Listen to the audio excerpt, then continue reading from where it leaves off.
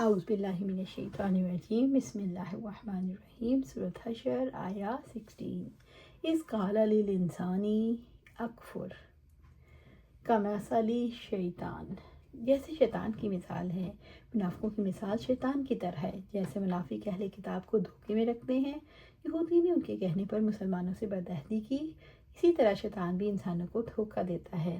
اذ قال للانسان اکفر، جب اس نے انسان سے کہا کفر کر، یعنی شیطان انسان کے سامنے کفر اور شرک کو مزین کرتا ہے۔ فلما کفر قال انی بریء منک، پھر جب اس نے کفر کیا تو اس نے کہا میں تجھ سے لا تعلق ہوں۔ جب انسان شیطان کے فریب میں آ کر کفر یا شرک کر بیٹھتا ہے تو شیطان اس کے کام نہیں آتا، حالانکہ وہی اس راستے کی طرف دعوت دیتا ہے۔ انی اخاف اللہ رب العالمین، یقیناً میں اللہ تعالیٰ سے ڈرتا ہوں۔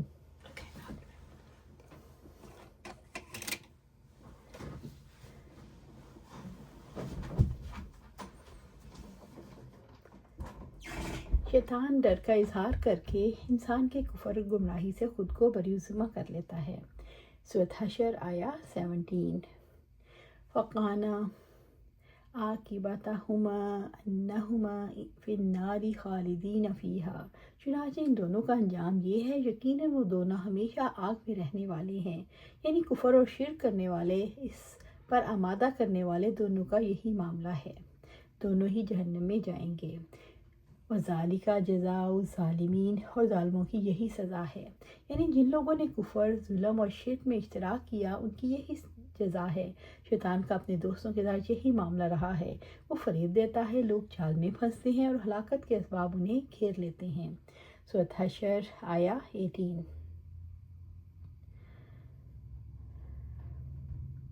یا ایھا الذین آمنوا اتقوا اللہ، اے لوگو جو ایمان لائے ہو اللہ تعالیٰ سے ڈر جاؤ، یعنی اے ایمان والو اللہ تعالیٰ سے ثواب کی امید رکھ کر اس کی اطاعت کرو اور اس کے عذاب کے خوف سے خطاؤں اور گناہوں کو ترک کر دو۔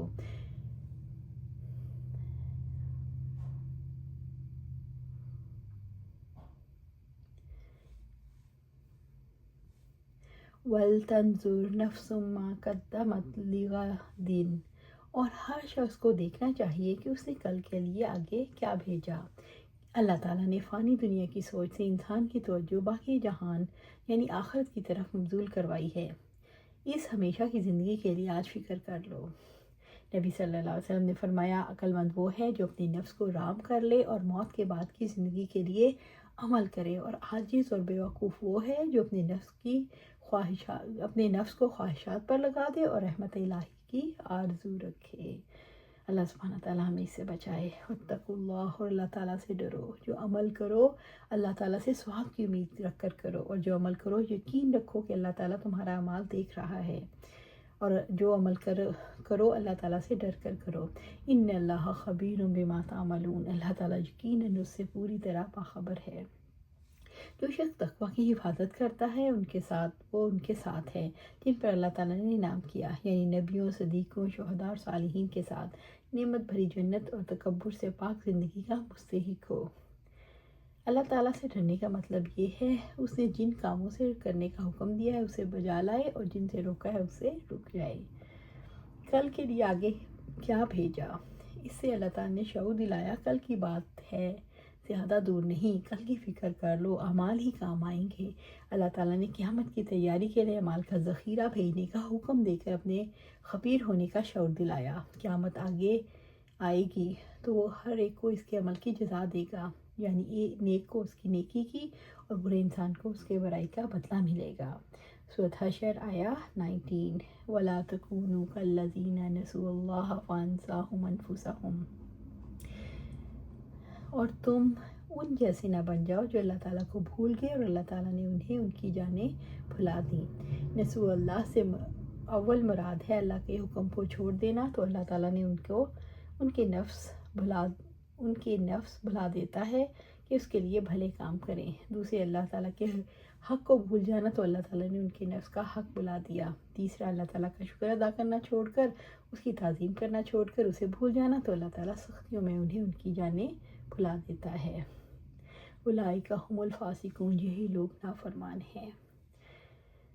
ابوبکر صدیق نے خطبے کا مختصر حصہ یہ ہے کہ آپ نے فرمایا کیا تم نہیں جانتے کہ صبح شام تم اپنے مقررہ وقت کی طرف بڑھ رہے ہو، بس تم کو چاہیے اپنی زندگی کے اوقات اللہ عز و جل کی فرمانبرداری میں گزارو، اور اس مقصد کو سوائے اللہ تعالیٰ کے فضل و کرم کے کوئی شخص صرف اپنی طاقت و قوت سے حاصل نہیں کر سکتا۔ جن لوگوں نے اپنی عمر اللہ کی رضامندی کے سوا اور کاموں میں کھپائی، ان جیسے تم نہ ہو جانا۔ اللہ تعالیٰ نے تمہیں ان جیسا بننے سے منع فرمایا ہے۔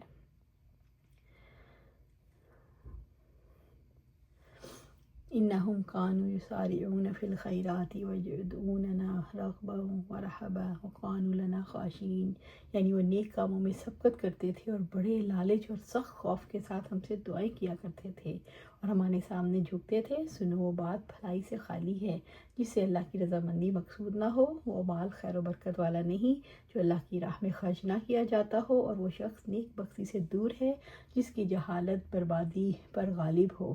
اس طرح وہ شخص بھی نیکی سے خالی ہاتھ ہے جو اللہ کے احکامات کی تعمیل کرنے والے کی ملامت سے خوف کھائے۔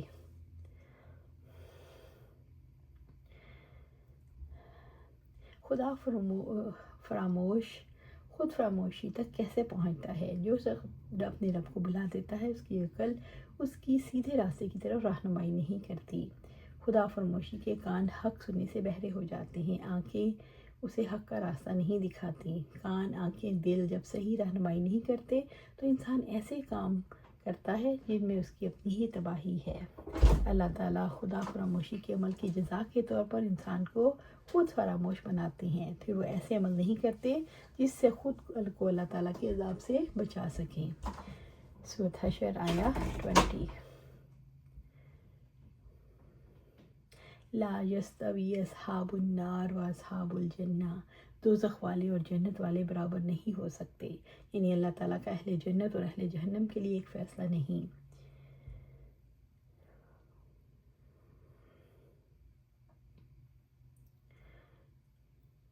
اصحاب الجنات هم الفائزون، جنت میں جانے والے ہی کامیاب ہیں۔